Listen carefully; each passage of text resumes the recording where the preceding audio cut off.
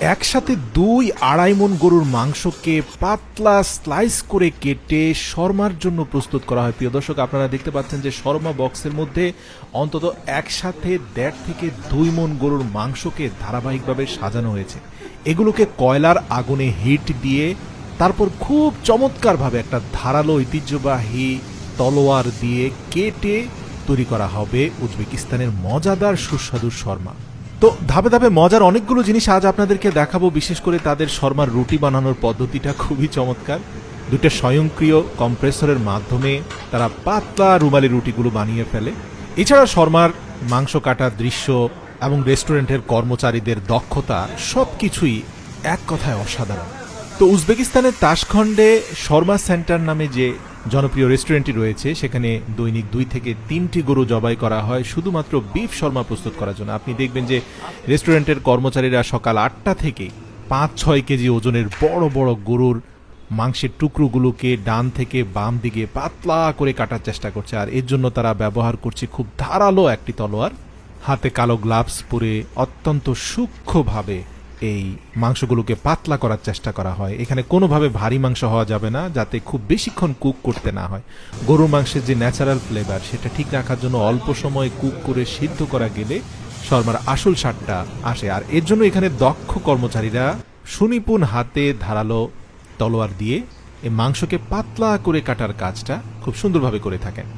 মোটামুটি 11টার দিক থেকে তারা স্ট্যান্ড সাজানো শুরু করে। এই স্ট্যান্ডের একটা গুরুত্বপূর্ণ বিষয় হচ্ছে সবার নিচে থাকবে গরুর মাংসের চর্বির লেয়ারটা বা ফ্যাটটা। এরপরে পাতলা মাসেলের পার্টগুলো আস্তে আস্তে দেওয়া শুরু করবে। মোটামুটি প্রতি ১ থেকে ২ ইঞ্চি পুরুত্বের মধ্যে একটা করে ফ্যাটের লেয়ার থাকে, যাতে মিট অ্যান্ড ফ্যাটের যে একটা প্রপার কম্বিনেশন সেটা যেন ঠিক থাকে। আর যতটুকু সম্ভব এই রেস্টুরেন্টের কর্মচারীরা চেষ্টা করে যে এই শর্মা স্ট্যান্ডের মধ্যে যতটুকু সম্ভব চেপে চেপে মাংসগুলোকে রাখা যায়, যাতে কোনোভাবে এগুলো ছুটে না যায়।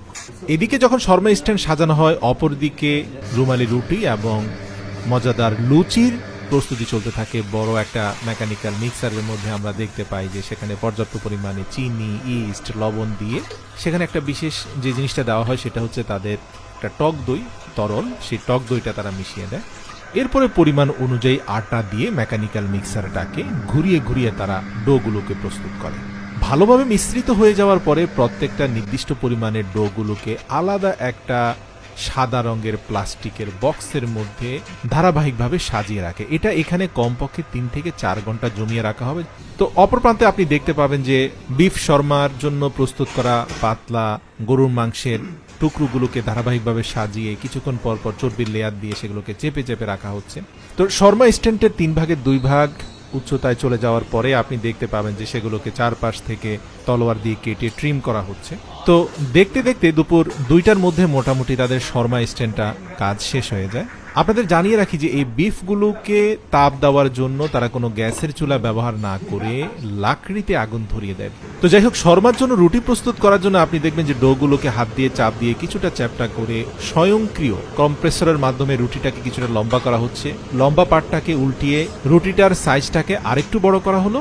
এরপরে সেটাকে তান্দুরে দেওয়ার কিছুক্ষণের মধ্যে আবার উঠিয়ে অপর প্রান্তটাতে কিছুটা হিট দিয়ে সেটা শর্মা বানানোর জন্য প্রস্তুত হয়ে যায়। তো জানিয়ে রাখি যে লাকড়ির তান্দুরের মধ্যে বিফ শর্মা বা গরুর মাংসের শর্মা স্ট্যান্ডটা ধারাবাহিকভাবে হিট হতে থাকে। আর রেস্টুরেন্টের দক্ষ কর্মচারীরা কিছুক্ষণ পরপরে যে অংশটা ভালোভাবে বয়েল হয়ে গিয়েছে সেই অংশটাকে ধারালো তলোয়ার দিয়ে কেটে নিচে রেখে দেয়। প্রিয় দর্শক, এখানে বলে রাখি যে এক ধরনের মোটা লুচি তারা বানিয়ে থাকে, তার ভিতরে বিফ শর্মার জন্য প্রস্তুত সিদ্ধ মাংস ঢুকিয়ে তারা মজাদার একটা খাবার তৈরি করে। আর আরেকটা খাবার তারা তৈরি করে, সেটা হচ্ছে শর্মার রুটিকে কেটে সেখানের মধ্যে পর্যাপ্ত পরিমাণ বিফ দিয়ে তারা অর্গানিকভাবে এই শর্মাটা তৈরি করে, যেটা মুখে দেওয়ার পরে আপনি বুঝতে পারবেন কতটা সুস্বাদু। উজবেকিস্তানের আরেকটা বিষয় হচ্ছে উজবেকিস্তানের মুসলিমরা খাবার খাওয়ার পূর্বে বিসমিল্লাহ বলে ঠিকই, কিন্তু পরবর্তীতে প্রতিটা লোকমায় আবার নতুন করে বিসমিল্লাহ পড়ে, যে বিষয়টা আমার কাছে খুবই ভালো লেগেছে।